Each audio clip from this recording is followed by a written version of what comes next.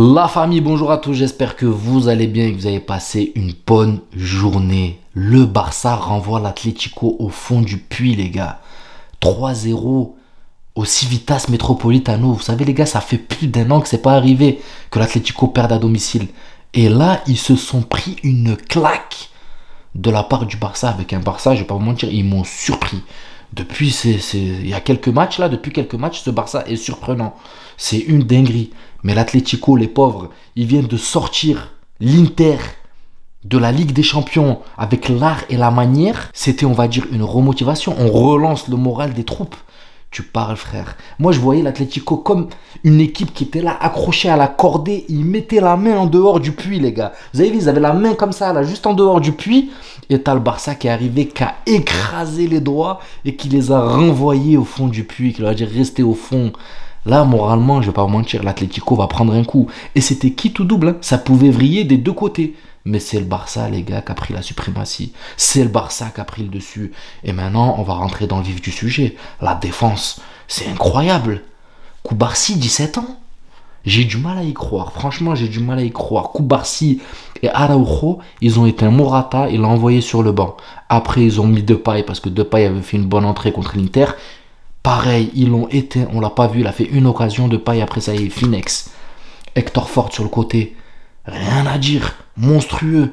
L'autre, Koundé, là, il s'est trouvé un poste, ça y est, le côté droit, là, il va le manger maintenant. Il a clairement pocket Riquelme. Il a dérouté Riquelme. Première mi-temps, un Barça où on voit que ça se cherche avec l'Atlético. Il n'y a pas trop de maîtrise, c'est un jeu un peu haché. Mais Koundé, il était là. Il a mis Riquelme dans sa poche. Et en deuxième mi-temps, quand ça s'est ouvert, quand le Barça a pris la main, là, tu vois un Koundé qui prend le couloir, qui dédouble, qui propose offensivement. C'est une dinguerie. Et le milieu de terrain, c'est dans la continuité de ce que je vous avais dit, les gars. Le milieu de terrain, je vous avais dit quoi? De Jong, Pedri, Gundogan, c'est le même profil, ça fonctionne pas. Mais là, on a Christensen qui a 6, qui fait le travail défensif. En l'occurrence, là, c'était Sergi Roberto qui faisait ce taf. Gundogan, chef d'orchestre. Lui, c'est le maestro, mais on va revenir dans le détail parce qu'il est monstrueux. Et je trouve que ses prestations en Liga, il passe un peu inaperçu. Je pense qu'il est éclipsé par d'autres joueurs, mais faut se le dire, les gars. Gundogan, c'est une dinguerie. Il est très fort. Les passes qu'il te trouve dans les petits espaces, c'est une dinguerie.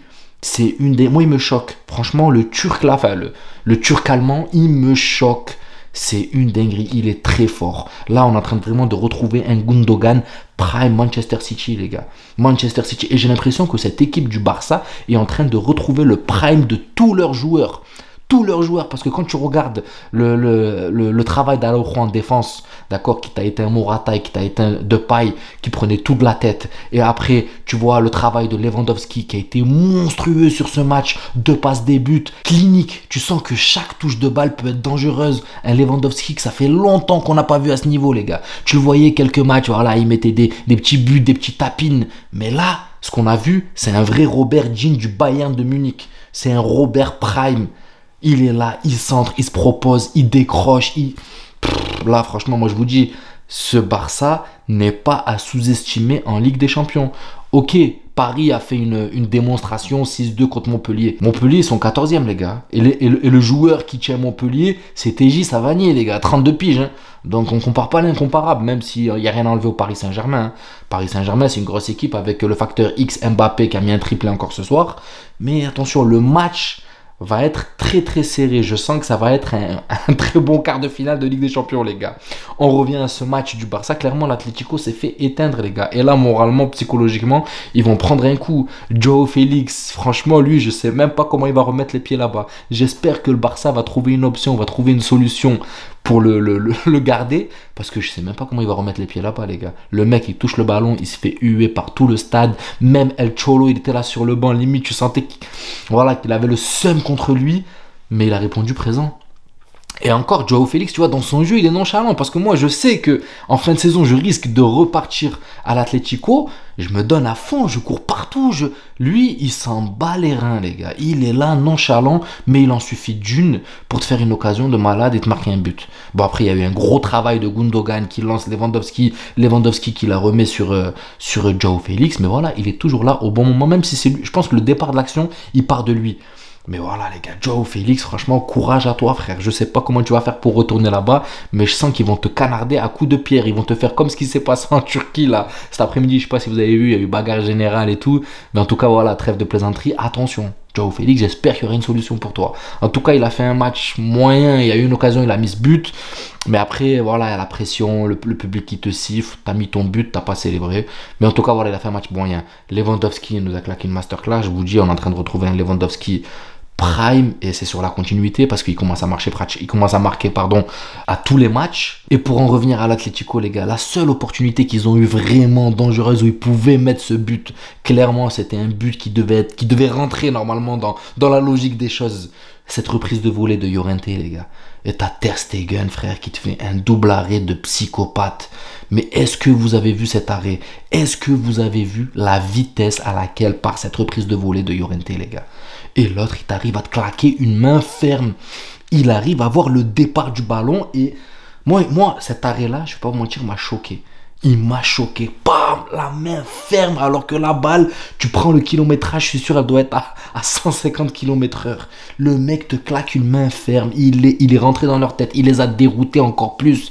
Ils se sont dit, mais comment c'est possible qu'il arrête ça? Ter Stegen, dinguerie. Et en plus, double arrêt. Parce qu'après, il vient, il met son pied, ça sort le ballon. Il les a déroutés.